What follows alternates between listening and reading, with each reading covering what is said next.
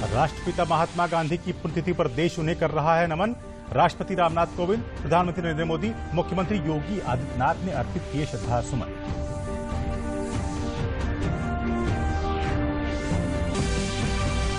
प्रदेश सहित पूरे देश में कोरोना के खिलाफ उठाए गए सख्त कदमों के नतीजे आए सामने। रिकवरी रेट में जबरदस्त वृद्धि, लेकिन सतर्कता बरतने की लोगों से की अपील।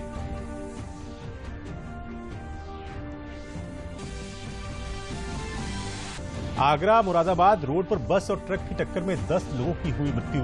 मुख्यमंत्री ने जताई संवेदना की मृतक परिवारों को 2 लाख और घायलों को 50,000 देने की घोषणा।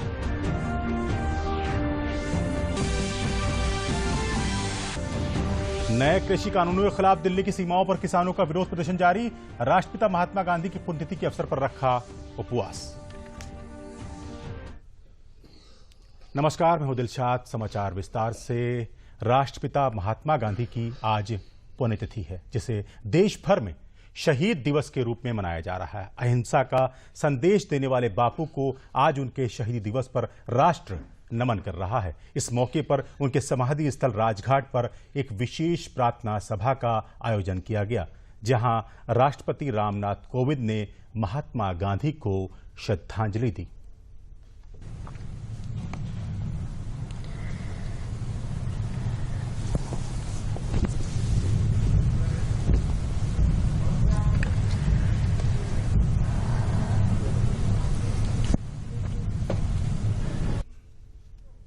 उपराष्ट्रपति एम वेंकैया नायडू ने राष्ट्रपिता महात्मा गांधी को श्रद्धा सुमन अर्पित कर नमन किया।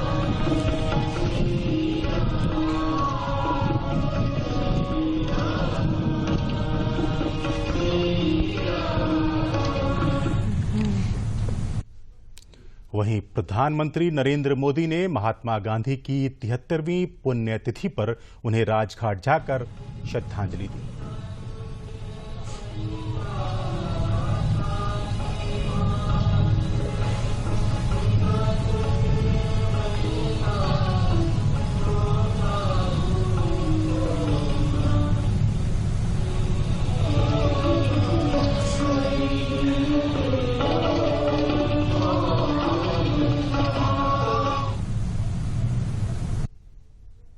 इस मौके पर रक्षा मंत्री राजनाथ सिंह ने भी महात्मा गांधी को श्रद्धांजलि अर्पित की।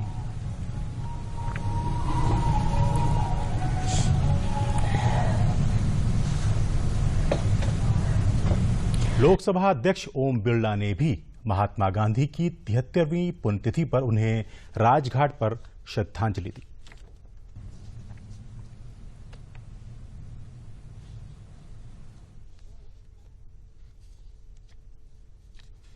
तो आज राष्ट्रपिता महात्मा गांधी की 73वीं पुण्यतिथि है। आज न सिर्फ देश बल्कि पूरी दुनिया अहिंसा के इस मसीहा को नमन कर रही है। महात्मा गांधी की पुण्यतिथि को देश में शहीद दिवस के रूप में मनाया जाता है। ये उन आदर्शों को याद करने का दिन है जब मां भारती के इस महान सपूत ने न्याय, स्वतंत्रता, समानता और बंधुत्व के लिए अपना बलिदान दिया।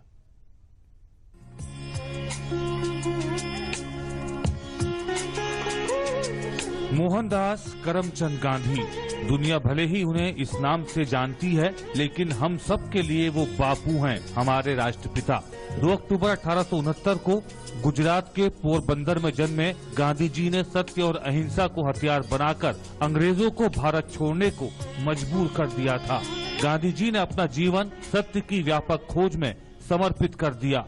गांधी जी ने विश्व को शांति, अहिंसा और सद्भाव का मार्ग दिखाया। 30 जनवरी 1948 का दिन नाथूराम गोडसे ने महात्मा गांधी की हत्या कर दी थी और साबरमती का संत हे राम कहकर दुनिया से विदा हो गया। आइंस्टीन ने महात्मा गांधी के बारे में एक बार कहा था, आने वाली नस्लें शायद ही यकीन करें कि हाड़ मांस से बना हुआ कोई ऐसा व्यक्ति भी इस धरती पर चलता फिरता था। एक साधारण से शरीर में विराट आत्मा का वास। इसीलिए सारी दुनिया हमारे राष्ट्रपिता को महात्मा कहती है। बापू भले ही आज हम सब के बीच नहीं है, लेकिन वो हर देशवासी के मन में बसे हैं। बापू के विचार दुनिया में आज भी जिंदा हैं। उनके सत्य और अहिंसा के संदेश वर्तमान दौर में बेहद प्रासंगिक हैं। आज भी देश दुनिया में वंचितों, शोषितों को जब अपने अधिकारों की जंग लड़नी होती है तो वो गांधी जी के बताए रास्ते पर चलकर अपना हक हासिल करते हैं। महात्मा गांधी की पुण्यतिथि को देश में शहीद दिवस के रूप में मनाया जाता है। ये उन आदर्शों को याद करने का दिन है जब माँ भारती के इस महान सपूत ने न्याय, स्वतंत्रता, समानता और बंधुत्व के लिए अपना बलिदान दिया। बापू के आदर्श हमें एक समृद्ध और करुणामय समाज का निर्माण करने में सदैव मार्गदर्शन करते रहेंगे। कृतज्ञ देशवासी अपने राष्ट्रपिता को भावभीनी श्रद्धांजलि अर्पित कर रहे हैं। Bureau report, DD news. आपको बता दें कि प्रधानमंत्री नरेंद्र मोदी ने शुक्रवार को संसद में पेश आर्थिक सर्वेक्षण को कोविड-19 के खिलाफ भारत की लड़ाई और देश की मजबूत अर्थव्यवस्था के मूल सिद्धांतों को दर्शाने वाला बताया है। प्रधानमंत्री ने ट्वीट कर लिखा, आर्थिक सर्वेक्षण कोविड-19 के खिलाफ भारत की लड़ाई और हमारे देश की अर्थव्यवस्था के मूल सिद्धांतों को दर्शाता है। यह आर्थिक विकास की भारी संभावनाओं, इनोवेशन को आगे बढ़ाने और स्वास्थ्य सेवाओं जैसे प्रमुख क्षेत्रों में आगे बढ़ने पर जोर देता है। तो राष्ट्रपिता महात्मा गांधी की 73वीं पुण्यतिथि पर आज मुख्यमंत्री योगी आदित्यनाथ ने लखनऊ के अटल बिहारी चौक स्थित गांधी प्रतिमा पर माल्यार्पण कर उन्हें श्रद्धा सुमन अर्पित किए। उन्होंने बापू की प्रतिमा पर पुष्पार्चन करते हुए उनके बताए मार्ग पर चलने का प्रण लिया। इस अवसर पर मुख्यमंत्री के साथ कानून मंत्री बृजेश पाठक समेत कई गणमान्य व्यक्ति मौजूद रहे।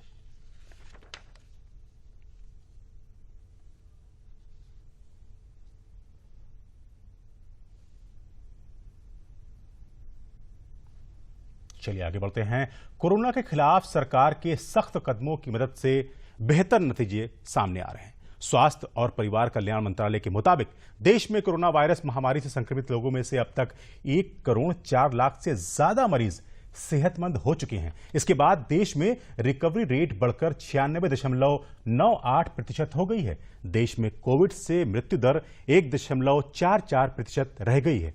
पिछले 24 घंटों की बात करें तो 14,808 कोरोना मरीज ठीक हुए हैं। और कोविड वैक्सीनेशन अभियान के तहत 4 और 5 फरवरी को हेल्थ वर्कर्स का टीकाकरण पूरी सक्रियता के साथ चलाने का मुख्यमंत्री योगी आदित्यनाथ ने निर्देश दिया है। फ्रंटलाइन कर्मियों का वैक्सीनेशन 5 फरवरी को किया जाएगा। इस कार्यक्रम की ठीक से मॉनिटरिंग करने और प्रोटोकॉल का पालन करने के मुख्यमंत्री ने निर्देश दिए हैं। प्रदेश में कोविड-19 के संक्रमण दर में जबरदस्त गिरावट दर्ज की गई है, लेकिन बचाव के लिए सावधानी बरतना आवश्यक है। उन्होंने कोविड के अस्पतालों में व्यवस्था बनाए रखने के भी निर्देश दिए। और देश के मुख्य आर्थिक सलाहकार के सुब्रमण्यम ने कल राजधानी दिल्ली में आर्थिक सर्वेक्षण 2020-21 का डिजिटल संस्करण लॉन्च किया। इस मौके पर मुख्य आर्थिक सलाहकार ने बताया कि आर्थिक सर्वेक्षण का पहला भाग कोविड महामारी के खिलाफ भारत की नीतिगत प्रक्रिया है। इस संस्करण में जीवन और आजीविका को बचाने के लिए भारत की नीतियों के बारे में बताया गया है। उन्होंने कहा कि महामारी के दौरान देश की अर्थव्यवस्था में आई गिरावट के बाद अर्थव्यवस्था तेज रिकवरी की ओर हो रही है। सर्वेक्षण में अर्थव्यवस्था 7.7% गिरावट का अनुमान लगाया गया है। This year's economic survey is dedicated to all the COVID warriors who have really helped in upholding India. If you see the cover of the economic survey, we have the COVID warriors joining hands to uphold India. Doctors, nurses, scientists who have helped in developing the vaccine in record time, sanitation workers, one and all who have come together in this time of adversity to really uphold India. मुख्य आर्थिक सलाहकार ने बताया कि Covid महामारी के खिलाफ उठाए गए भारत के कदम इस बात पर आधारित थे कि जीडीपी की विकास दर फिर से हासिल की जा सकती है, लेकिन लोगों की जिंदगी नहीं। India recognized that GDP growth will come back, and it certainly has, but human lives will not. One of the key things that was pointed out was the need for the pandemic curve to be flattened, because that gives time for the health and the testing infrastructure to be ramped up. one unit increase in the population density has far greater impact on the spread of the pandemic at the onset of that pandemic compared to later. And this is one of the key reasons, one of the key points of research that guided India's policy response. चलिए आगे बढ़ते हैं। मुरादाबाद में बस और truck की टक्कर में 10 लोगों की मृत्यु हो गई है, वहीं 10 लोग गंभीर रूप से घायल हो गए हैं। कुंदरकी थाना क्षेत्र के हुसैनपुर पुलिया के पास बस को ओवरटेक करते समय ट्रक से टकरा जाने के कारण यह दुर्घटना हुई। दुर्घटना में ट्रक पलट गया। घायलों का जिला अस्पताल में इलाज किया जा रहा है। मुख्यमंत्री योगी आदित्यनाथ ने दुर्घटना पर दुख प्रकट करते हुए मृतक परिवारों को 2-2 लाख रुपयों तथा घायलों को 50,000 रुपए देने की घोषणा की है।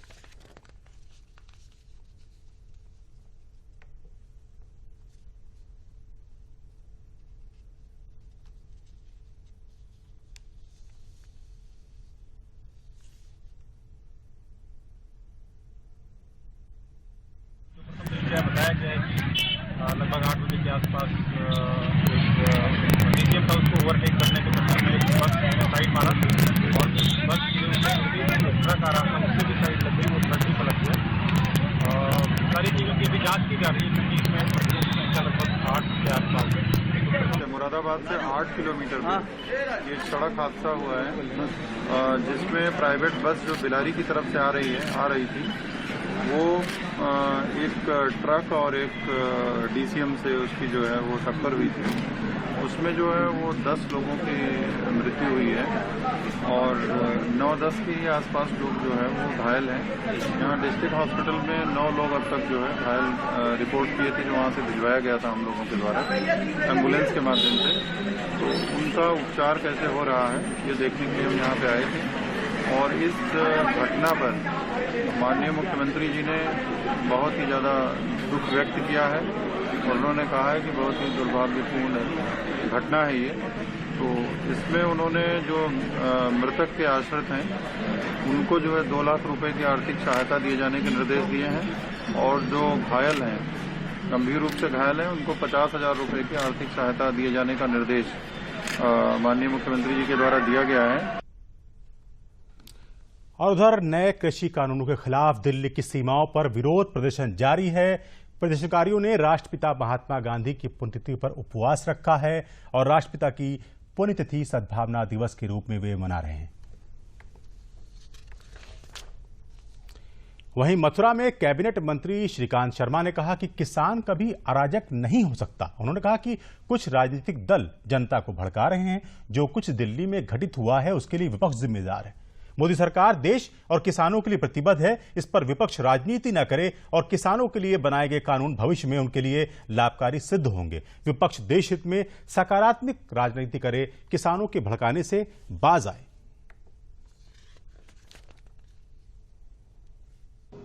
देखिए, सांस्कृतिक राष्ट्रवाद हमारा शुरू से मुद्दा रहा है और आज देश के अंदर हम लोग स्पिरिचुअल टूरिज्म को, जैसे हमारे आदरणीय प्रधानमंत्री जी और हमारी उत्तर प्रदेश की सरकार लगातार, क्योंकि अयोध्या, काशी, मथुरा, प्रयागराज, तो उत्तर प्रदेश हम सब सौभाग्यशाली हैं। भगवान कृष्ण, मर्यादा पुरुषोत्तम राम, बाबा विश्वनाथ, प्रयागराज, ये सब स्थान हमारे पास हैं। तो ज़्यादा से ज़्यादा लोग अपने उत्तर प्रदेश में आएँ और हमारे उत्तर प्रदेश के लोगों को रोजगार मिले, इसके पीछे मकसद यही है। इसीलिए हम जो चाहे अयोध्या है, चाहे मथुरा है, काशी है, प्रयागराज है, जो बुनियादी आवश्यकताएं, जो सुविधाएं तीर्थयात्रियों को होनी चाहिए, भक्तों को होनी चाहिए, वो भी हम लोग दे रहे हैं। इसके पीछे केवल और केवल मकसद यही है कि उत्तर प्रदेश आने वाले समय में जो देश की इकोनॉमी है उसमें सबसे ज्यादा योगदान उत्तर प्रदेश का रहे। और लखनऊ में प्रोफेसर राजेंद्र सिंह उर्फ रज्जू भैया उच्च तकनीकी डिजिटल सूचना संवाद केंद्र निराला नगर में विद्या भारती पूर्वी उत्तर प्रदेश द्वारा राष्ट्रीय स्वयंसेवक संघ के चतुर्थ सरसंचालक प्रोफेसर राजेंद्र सिंह रज्जू भैया के जन्म स्मृति कार्यक्रम का आयोजन किया गया। इस अवसर पर वक्ताओं ने कहा कि रज्जू भैया ने राष्ट्रीय स्वयंसेवक संघ के माध्यम से आम जन की सेवा और देश प्रेम की भावना के विस्तार के लिए अपने कार्यकाल में महत्वपूर्ण योगदान दिया। उन्होंने कहा कि रज्जू भैया सरल और मिलनसार व्यक्तित्व के धनी थे। उन्होंने राष्ट्रीय स्वयंसेवक संघ के साथ बड़ी संख्या में लोगों को जोड़ने के भी महत्वपूर्ण योगदान दिया। आज जो है संघ के सरसंघ चालक रहे, चतुर्थ सरसंघ चालक प्रोफेसर राजेंद्र सिंह पूजनीय रजू भैया, उनके जन्मदिन के ऊपर ये कार्यक्रम रखा गया था। रजू भैया ने जिस प्रकार से अपने जीवन को पूरे समाज के लिए विसर्जित किया, इलाहाबाद विश्वविद्यालय के अंदर फिजिक्स के हेड ऑफ द डिपार्टमेंट रहे, बड़े प्रोफेसर रहे, बहुत बड़े अच्छे वैज्ञानिक रहे, उसके बावजूद में उन्होंने पूरा जीवन समाज के लिए दिया। उसी सब प्रकार के सभी संस्मरणों को आज स्मरण किया है और हम सभी लोग भी उनके जीवन से प्रेरित होकर के समाज की दृष्टि से उस प्रकार के काम के लिए आगे बढ़ें, यही उनका एक संदेश रहा है। और उद्योगपति संजय राय ने कहा है कि यूथ रूरल एंटरप्रेन्योर फाउंडेशन के माध्यम से सेंटर फॉर एक्सीलेंस की स्थापना गाजीपुर में की जाएगी। इस सेंटर में युवाओं को उद्यमी बनने का प्रशिक्षण दिया जाएगा। किसानों को आत्मनिर्भर बनाने के लिए उन्हें परिष्कृत बीज देकर उनकी फसल को गारंटी मूल्य पर खरीदने का काम किया जाएगा। गुजरात में ऑर्गेनिक खेती को बढ़ावा देने वाले संजय राय प्रदेश में ऑर्गेनिक खेती को बढ़ावा देने का काम करेंगे। पूर्वांचल के युवाओं को सही रास्ता दिखाने के लिए यह सेंटर महत्वपूर्ण भूमिका अदा करेगा। 16 फरवरी को 22 एकड़ में बने इस सेंटर का शुभारंभ होगा, जहां कृषि, पशुपालन, सब्जी की खेती समेत उत्पाद बनाने वाली फैक्ट्रियों को कैसे चलाया जाए इसका प्रशिक्षण दिया जाएगा।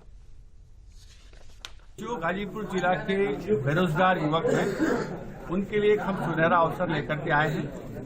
इस अवसर के तहत उनको हम 4 वर्टिकल में डेवलप किए हैं। एक है नौकरी करना, उसके लिए हम पहले हमारे पास नौकरी डिमांड में होगा, उसके बाद हम ट्रेनिंग देंगे। दूसरी चीज है खेती की आधुनिक तरीके से कम जमीन कम लागत में ज्यादा उपज ज्यादा मुनाफा कैसे होगा। तीसरी चीज पशुपालन, पशुपालन में किस तरीके की कम लागत के आहार खिला करके ज्यादा हम उसके मुनाफे की तरफ जा सकते हैं, वो हम ट्रेनिंग देंगे। और चौथी चीज है मेरा रोजगार। मेरा रोजगार के अंदर हम स्पेशलाइज कर रहे हैं स्ट्रीट वेंडर को, जो एक सम्मानजनक जिंदगी को जी सके, उनके लिए स्मार्ट सिस्टम लेकर के आए हैं। जैसे ठेला है, उसको आधुनिक तरीके से ठेला को लेकर के आए, साइकिल है तो आधुनिक तरीके से साइकिल के अंदर लेके आए, ताकि उसका सेल बढ़ जाए, एक उसको प्रेजेंटेबल बनाया।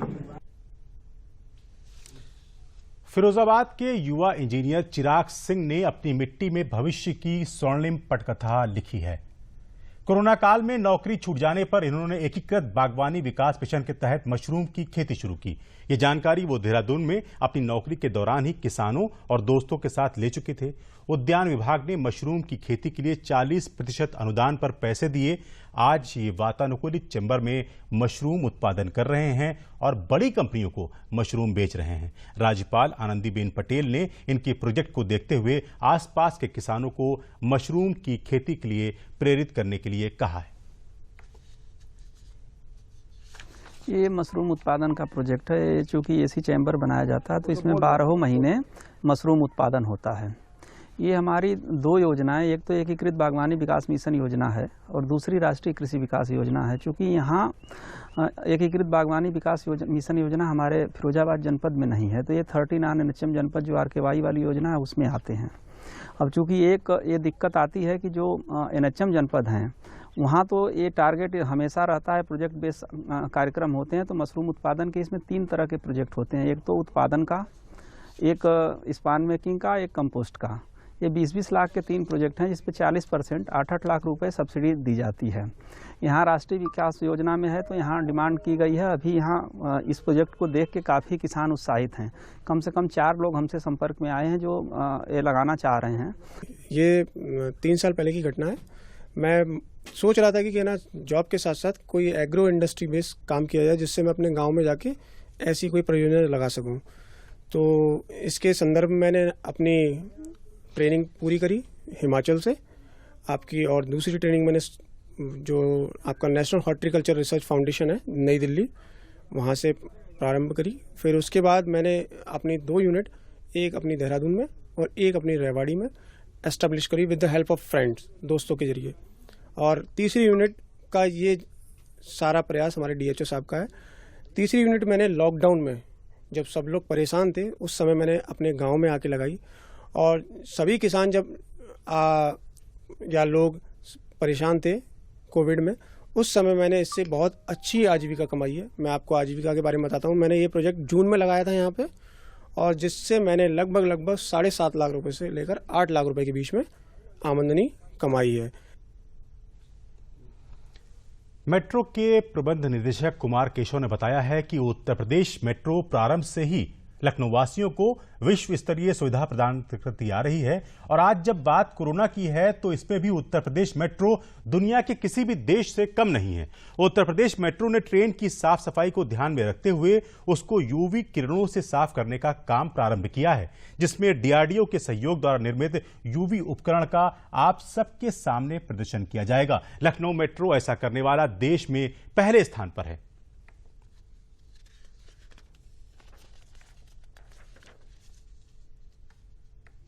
दिखा रहे हैं वो ये है कि हम नाउ अल्ट्रावायलेट रेज के थ्रू हम सैनिटाइजेशन करना चाहते हैं। हमने टोकन्स जो हैं हमारे, वो पहले जो स्टेशन पे टोकन टिकट खरीदते हैं वो हम लोग पहले ही अल्ट्रावायलेट के थ्रू एक बॉक्स के थ्रू सैनिटाइज कर रहे हैं रात में आधे घंटे में, तो वो बहुत इफेक्टिव है। हमने फिर ये सोचा कि किस तरह हम ट्रेन को भी उसी तरह से सैनिटाइज करने की कोशिश करें, क्योंकि जो मैनुअल सैनिटाइजेशन है हाइपोक्लोराइड का वो टाइम टेकिंग है, कॉस्टली भी है in long run, because daily night it has to be done. और फिर हमने इसको अल्ट्रावायलेट को सर्च किया और हमको ये पता चला कि New York metro has try to do something, तो उस लिटरेचर मिला। फिर फिलिप्स को बात की जो लार्जेस्ट है इसका इस फील्ड में टेक्नोलॉजी में, मेडिकल इक्विपमेंट्स में, और हॉस्पिटल में इक्विपमेंट्स अभी भी जो टूल्स हैं, ऑपरेशनल टूल्स हैं, वो सारे के सारे अल्ट्रावायलेट से ही सैनिटाइज किए जाते हैं। और मिशन शक्ति अभियान के तहत जौनपुर में एक छात्रा स्नेहिका गर्ग को एक दिन का कोतवाली प्रभारी बनाया गया। इस दौरान कोतवाली में फरियादियों की समस्याएं सुनी, कस्बा भ्रमण कर लोगों को कोरोना के प्रति जागरूक किया, कस्बे के लोगों को कोरोना से बचने के लिए मास्क लगाकर ही घर से बाहर निकलने की सलाह दी और वाहन चेकिंग अभियान भी चलाया। बिना हेलमेट व 3 सवारी वाले बाइक चालकों का चालान भी किया।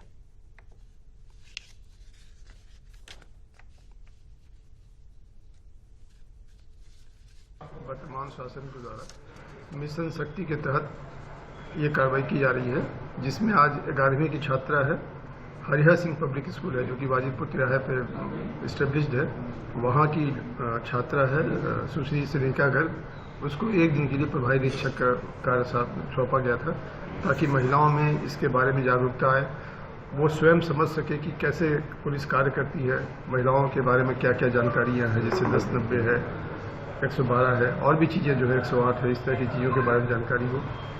इस छात्रा को पुलिस के कार्य प्रणाली के बारे में अवगत कराया गया, पुलिस कैसे पेट्रोलिंग करती है उसके बारे में उसको बताया गया, और महिलाओं की समस्याओं को कैसे निस्तारण करते हैं उसके बारे में विस्तृत रूप से बताया गया। अलीगढ़ के नगर निगम स्थित जवाहर भवन में 27 तारीख से 29 तारीख तक जिले के सभी बैंकों द्वारा लोन मेले का आयोजन किया गया है। इस मेले में 442 खाते खोले गए हैं, जिसमें लगभग 320 लोगों को 32 लाख का लोन दिया गया है। स्वनिधि योजना में जिले को 36,448 का लक्ष्य मिला है। अब तक 22,000 लोगों का रजिस्ट्रेशन किया गया है, जिसमें 16,200 लोगों को लोन स्वीकृत भी किया गया है, जिसके सापेक्ष 12,560 लोगों को 12 करोड़ 56 लाख रुपया दिया गया है, जिसमें नगर निगम को 9 करोड़ 52 लाख रुपया दिया गया है। इसके साथ प्रधानमंत्री स्वनिधि योजना सहित भारत सरकार द्वारा 8 अन्य योजनाओं, पीएम श्रमयोगी मानधन, एक राष्ट्र एक ration card, PM Jeevan Jyoti बीमा, पीएम सुरक्षा बीमा योजना, पीएम मातृ वंदना योजना, जननी सुरक्षा योजना, पीएम जनधन योजना, BOCW में रजिस्ट्रेशन 8 योजनाओं के स्वीकृत किए जा रहे हैं और डिजिटल ट्रेनिंग भी दी गई है। वहीं लाभार्थियों का कहना है कि सरकार द्वारा हम छोटे रेहड़ी ठेले लगाने वाले लोगों के लिए काम करने के लिए लोन दिया जा रहा है, जिसमें हम अपना कारोबार कर रहे हैं। मैंने लोन के लिए अप्लाई किया, तो मैं थोड़ा ज़रूरतमंद था कारोबार के लिए, मुझे सरकार ने लोन दिया है। मैं फल लगाता हूँ, मैं बड़ा अच्छा कार्य है सरकार का, और इसी तरह गरीबों को लाभ मिलता रहे। मेरा नाम मिशा रानी है और मैं सिलाई का काम करती हूँ। मैं 10,000 जवाहर पार्क में आई हूँ लोन के लिए। मेरा लोन अप्लाई हो गया है। मैं प्रधानमंत्री को धन्यवाद करती हूँ। जो आधार कार्ड से लिंक जो योजना है, सरकारी 8 योजना इससे जुड़ी हुई हैं, वो सारी योजना मेरे को मिलेंगी। मैं टाइम से पैसा पटाऊंगा और आगे मुझे बड़ा लोन भी मिल जाएगा। इससे मुझे ये बेनिफिट ज़्यादा है कि 10,000 का बैंक छोटा सा लोन है, इससे मुझे आगे चल के मेरे भविष्य में बड़ा लोन अपने आप मिल जाएगा। तो प्रधानमंत्री जी ने इतना अच्छा काम करा है देश के अंदर कि अभी तक किसी प्रधानमंत्री ने नहीं करा और नहीं कर पाएगा कोई भी। अगर ये प्रधानमंत्री जी रहेंगे तो हमारा बेरोजगारों का काम, जो आप लॉकडाउन से 1 साल से बैठे हुए हैं परेशान आदमी, उनके लिए बहुत अच्छा काम करा है। उधर आगरा में राष्ट्रीय सुरक्षा जागरण मंच द्वारा आयोजित हिमालय हिंद महासागर राष्ट्र समूह देशों का 2 दिवसीय अंतर्राष्ट्रीय ऑनलाइन ऑफलाइन सेमिनार कल से शुरू हो गया। इस सेमिनार में 54 देशों के प्रतिनिधि ऑनलाइन और ऑफलाइन भाग ले रहे हैं। सेमिनार में नेपाल, भूटान और सीरिया सहित 6 देशों के राजदूत भी भाग ले रहे हैं। सेमिनार का मुख्य उद्देश्य भारत के आसपास के देशों से द्विपक्षीय संबंध बेहतर और भारत के सांस्कृतिक विस्तार को मजबूत करना है। इसके साथ ही भारत के आसपास के देशों के बच्चे भारत में पढ़ने, चिकित्सा का लाभ लेने और व्यापार के लिए आए इन बिंदुओं पर मंथन किया जा रहा है। राष्ट्रीय सुरक्षा जागरण मंच के राष्ट्रीय मंत्री रजनीश त्यागी ने बताया कि राष्ट्रीय मुद्दों से भारत के चिकित्सा और शिक्षा के माध्यम से बेहतर रिश्ते स्थापित होंगे। हम ये चाहते हैं कि भारत के आसपास जितने देश हैं उनके साथ हमारे द्विपक्षीय समझौते बहुत अच्छे हों, द्विपक्षीय संबंध बहुत अच्छे हों और भारत का जो सांस्कृतिक विस्तार है उसको हम दोबारा से मजबूत करें, क्योंकि चीन आज भारत को घेरने की कोशिश कर रहा है। चीन अपने धनबल के साथ में इन देशों के साथ संबंध बना रहा है, तो जहाँ चीन का धनबल एक तरफ होगा तो हम अपने संस्कृति के साथ इन देशों के साथ अच्छे संबंध बनाएंगे। इसके लिए ये कार्यक्रम आयोजित हो रहा है। हम ये चाहते हैं कि भारत के आसपास के जो देश हैं वो उनके बच्चे भारत में पढ़ने आए, भारत के विश्वविद्यालयों में पढ़ने आए, जिससे भारत विश्व गुरु था और विश्व गुरु के रूप में ही स्थापित हो। और हम ये चाहते हैं कि भारत, चूंकि स्वास्थ्य सेवाएं भारत की अच्छी हैं, यूरोप और अमेरिका में स्वास्थ्य सेवाएं बहुत महंगी हैं, तो इन 54 देशों के लोग भारत में अपनी चिकित्सा के लिए आए, भारत में अपने इलाज के लिए आए, भारत में व्यापार के लिए आए। और अब अंत में प्रमुख समाचार एक बार फिर। राष्ट्रपिता महात्मा गांधी की पुण्यतिथि पर देश उन्हें कर रहा है नमन। राष्ट्रपति रामनाथ कोविंद, प्रधानमंत्री नरेंद्र मोदी, मुख्यमंत्री योगी आदित्यनाथ ने अर्पित किए श्रद्धा सुमन।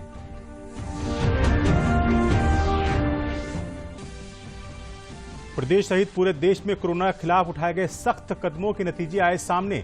रिकवरी रेट में जबरदस्त वृद्धि, लेकिन सतर्कता बरतने की लोगों से की अपील।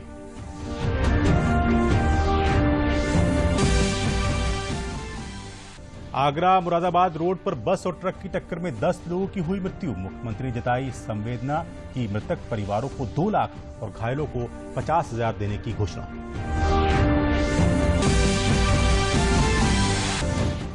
नए कृषि कानूनों के खिलाफ दिल्ली की सीमाओं पर किसानों का विरोध प्रदर्शन जारी। राष्ट्रपिता महात्मा गांधी की पुण्यतिथि के अवसर पर रखा उपवास।